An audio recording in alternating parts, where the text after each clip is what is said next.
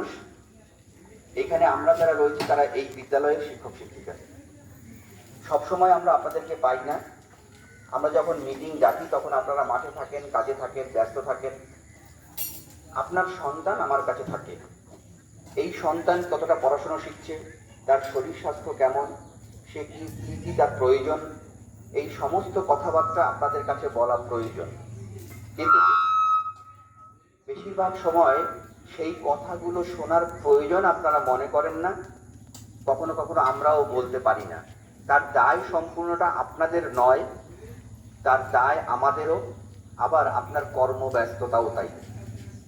কিন্তু আপনার সন্তানকে সঠিকভাবে বেড়ে ওঠার জন্য তার শারীরিক সমস্যা, তার চিকিৎসা, তার ক্ষুধা, তার শিক্ষা, তার প্রয়োজনীয় জিনিসপত্র, এই সবগুলো আপনাকেই সরবরাহ করতে হবে। যে প্রতিষ্ঠানে আপনার সন্তান পড়াশোনা করে তার যত্ন আপনাকেই নিতে হবে। আমি তো কতক্ষণ 10টা থেকে 4টে, বাকি সময় আপনাদের হাতেই থাকে। ফলে এই বিদ্যালয়ের যত্ন এবং আপনার সন্তানের যত্ন, আপনার শিক্ষক শিক্ষিকার সুবিধা অসুবিধা, এই সমস্তটা আপনাদেরই দায়িত্ব। যখন কোনো মিটিং ডাকি তখন আপনারা যদি আসেন, বা আপনার বাড়িতে যারা রয়েছেন আমার সন্তানের মায়েরা তারাও আসেন, কিন্তু সবাইকে সবসময় পাওয়া যায় না বলেই আজ রাস্তায় নেমে মিটিং করতে হচ্ছে। এটার নাম ভ্রাম্যমান অভিভাবক সভা।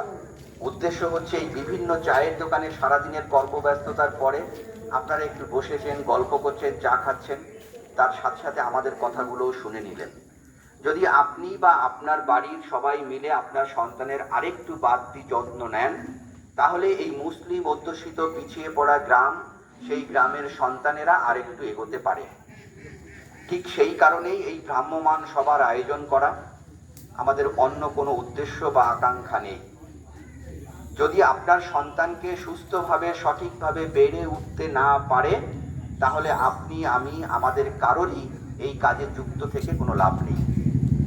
আজকের পরে আশা করি আপনার সন্তানের জন্য তার চিকিৎসা, তার শিক্ষা, তার কথাবার্তা, তার প্রয়োজনীয় জিনিসপত্র সবকিছুর প্রতি আপনি যত্নশীল হবেন। বিদ্যালয় আপনার সন্তানের জন্য যখন আপনাকে বিদ্যালয়ে ডাকবে, সব সময় না হলেও আপনি বা আপনার বাড়ির লোক বা মাঝে মাঝে আপনারা বিদ্যালয়ে এলেন, আপনার সন্তানের প্রয়োজন খেয়াল করলেন। তা না হলে বিদ্যালয়ে পাঠিয়েই তো শুধু শিক্ষা হবে না। এখনো অনেক না পাওয়া আমাদের মধ্যে আছে। আপনাদের কাছে বিনীত অনুরোধ, বিদ্যালয়কে যত্ন করুন, বিদ্যালয়ের পাশে থাকুন।